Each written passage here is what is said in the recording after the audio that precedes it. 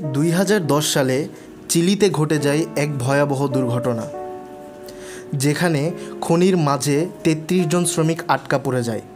শুধু একদিন দুই দিনের জন্য নয়, পুরো 69টি দিনের জন্য। হ্যাঁ, 69 ডেজ। আপনারা কল্পনাও করতে পারবেন না কতটা গভীর ছিল সেই খনি। সেই সময়ের আগে চিলিতে এমন কোনো দুর্ঘটনা ঘটেনি, এত গভীর কোনো উদ্ধার অভিযান তারা চালায়নি। তাদের জীবন নিয়ে গোটা বিশ্বের মানুষের মনে উদ্বেগ ছড়িয়ে পড়ে। এই ঘটনা এবং তাদের উদ্ধার করার অভূতপূর্ব অভিযান সে সময়ের জন্য মানব ইতিহাসের এক অবিস্মরণীয় অধ্যায় হয়ে উঠেছিল। আশা করছি আপনাদের মনেও এটি জাগরণ দিয়ে তুলবে। চলুন তাহলে জেনে নিই সেই ঘটনাটি। আমি আবির, আপনারা দেখছেন আবিরস নলেজ হাট।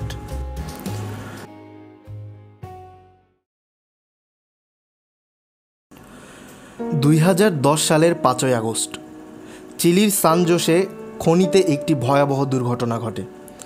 সেখানে খনির একটি অংশ ধসে পড়ে।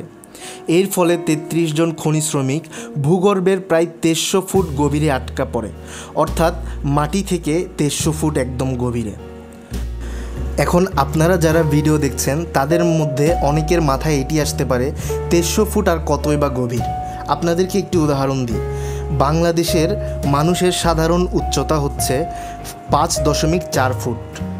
এরকম 5.4 ফুটের যদি 426 জন মানুষকে একজনের কাঁধের উপর আরেকজনকে দাঁড় করিয়ে দিই, এমনভাবে একটি লম্বা লাইন তৈরি করি, তাহলে যেই উচ্চতাটি হবে ততটাই গভীর ছিল হচ্ছে এই খনিটি।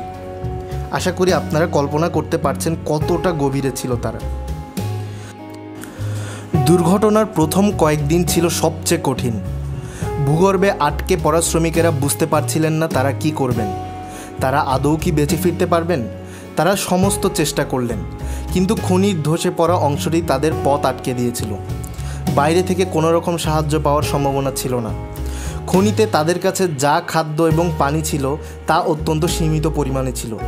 এটাই স্বাভাবিক, তারা অল্প করেই নিয়ে নিচে নেমেছিলেন, কারণ তারা তো জানতেন না যে এত বড় ঘটনা হঠাৎ করে ঘটে যাবে। এই সময়টি ছিল তাদের জন্য সবচেয়ে বড় চ্যালেঞ্জ। বাইরে থেকে উদ্ধারকর্মীরা বুঝতে পারছেন না কি করবেন, কারণ চিলিতে এর আগে এমন গভীর কোনো উদ্ধার অভিযান চালানো হয়নি। এটিই ছিল প্রথম। দিনের পর দিন কেটে যাচ্ছিল, কিন্তু শ্রমিকেরা কোনো রকমে বেঁচে থাকার সংগ্রাম চালিয়ে যাচ্ছিলেন। এখন আস্তে আস্তে তাদের পানি ফুরিয়ে যাচ্ছিল। তাদের কাছে ছিল অল্প বিস্কুট, কিছু টুনা মাছ, এগুলোও আস্তে আস্তে ফুরিয়ে যাচ্ছে। এখন তারা শুরু করে একটি চমৎকার বুদ্ধিমত্তার কাজ। সেটি হচ্ছে, যখন দেখলো যে খাদ্য ফুরিয়ে যাচ্ছে, তখন তারা খাদ্যকে ছোট ছোট অংশে ভাগ করে নেয় এবং প্রতিদিন শুধুমাত্র প্রয়োজনীয় পরিমাণ খাদ্য গ্রহণ করতেন। আর এই পরিস্থিতিতে সবচেয়ে ভালো লাগার বিষয় হচ্ছে, শ্রমিকরা একে অপরের প্রতি সহানুভূতিশীল ছিলেন এবং তারা সর্বদাই চেষ্টা করেছেন একে অপরের মনোবল দৃঢ় রাখার জন্য। দুর্ঘটনার 9 দিন পার হওয়ার পর প্রথমবারের মতো শ্রমিকদের অবস্থান সম্পর্কে তথ্য পাওয়া যায়। ভূগর্ভ থেকে শ্রমিকদের উদ্ধারের জন্য বেশ কয়েকটি বোরহোল তৈরি করা হয়েছিল। আপনাদের অনেকের মনে প্রশ্ন হতে পারে, বোরহোল কি? বোরহোল হলো একটি গভীর গর্ত বা ছিদ্র, যা ভূগর্ভস্থ প্রাকৃতিক সম্পদ যেমন পানি, তেল, গ্যাস বা খনিজ পদার্থ ইত্যাদি অনুসন্ধান এবং সংগ্রহের জন্য মাটির নিচে খনন করা হয়। অর্থাৎ এটি একটি লম্বা গর্ত, যেখানের মাধ্যমে প্রাকৃতিক সম্পদ আহরণ করা হয়, উত্তোলন করা হয়। সেখানে যে বোরহোলটি ছিল, সেখানে শ্রমিকরা নিজেদের লিখিত লেখাগুলো কোনো কাগজে লিখে বা নোটে লিখে সেখানে রেখে দিতেন। আর সেখানকার উদ্ধারকর্মীরা সেখানে কষ্ট করে পৌঁছে সেগুলো নিয়ে তাদের পরিবারের কাছে পৌঁছে দিতেন। এভাবেই চলছিল তাদের যোগাযোগ। সেই সময়ে আরও একটি চমৎকার ঘটনা ঘটে।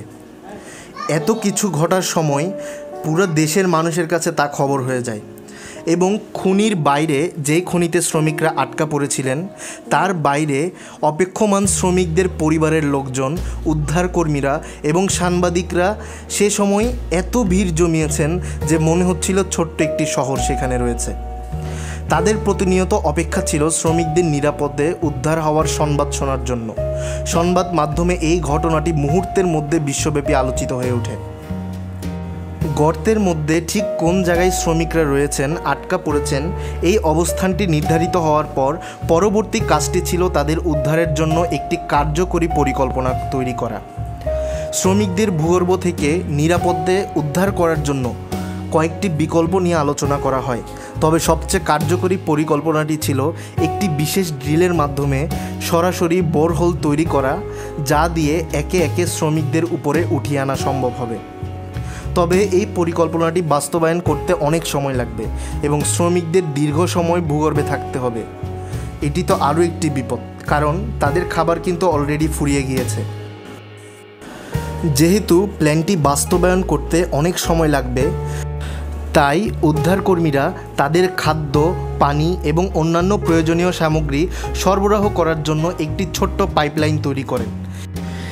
এই পাইপলাইনের মাধ্যমে যেমন তাদের খাবার পাঠানো হচ্ছিল, তেমনি নিয়মিতভাবে পরিবারের সঙ্গেও কথা বলার সুযোগ হচ্ছিল। এভাবে খাদ্য আদান প্রদান এবং যোগাযোগের মাধ্যমে আস্তে আস্তে তাদের 20 দিন চলে যায়, 30 দিন চলে যায়, 50 দিন চলে যায়, সর্বশেষ 69টি দিন এভাবে যাওয়ার পর 13ই অক্টোবর 2010 সালে প্রথম শ্রমিককে নিরাপদে উদ্ধার করা হয়। উদ্ধার করার সেই ঐতিহাসিক মুহূর্তটি ছিল পুরো বিশ্বের জন্য অত্যন্ত আবেগময়। একে একে সব শ্রমিককে ভূগর্ভ থেকে উপরে উঠিয়ে আনা হয় এবং প্রত্যেকেই নিরাপদে ফিরে আসে। শ্রমিকদের উদ্ধার অভিযানে ব্যবহৃত বিশেষ ক্যাপসুলটি ছিল অত্যন্ত সুরক্ষিত, যাতে তাদের কোনো রকম ক্ষতি না হয়। সবাইকে ভূগর্ভ থেকে বের করে আনার পর সবার সামনে জানা যায় সেখানের আরও কিছু ঘটনা, যা আপনাদের অন্তরকে ছুঁয়ে যাবে। ভূগর্ভে থাকা 69টি দিন শ্রমিকদের জন্য ছিল অত্যন্ত কষ্টকর। তারা দিনের বেশিরভাগ সময় অন্ধকারে কাটাতেন, শুধুমাত্র সামান্য কিছু আলোর ব্যবস্থা ছিল।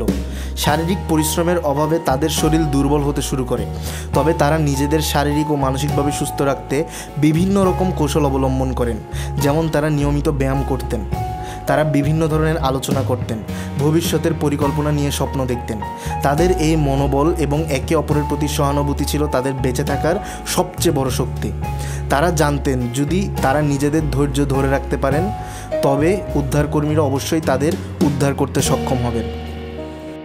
এই উদ্ধার অভিযান পুরো বিশ্বকে দেখিয়েছে কিভাবে মানবিক সহানুভূতি, প্রযুক্তি এবং দলগত কাজের মাধ্যমে অসম্ভবকে সম্ভব করা যায়। যারা ভিডিও দেখছেন, আপনাদের মধ্যেও কি কেউ আছেন যে এরকম সত্য ঘটনাগুলো জানেন? যদি জেনে থাকেন, তার নামটি আমাকে কমেন্ট করে জানাতে পারেন। আশা করছি পরবর্তী ভিডিও আপনার কমেন্ট অনুযায়ী হবে। ইনশাল্লাহ দেখা হচ্ছে অন্য কোনো ভিডিওতে।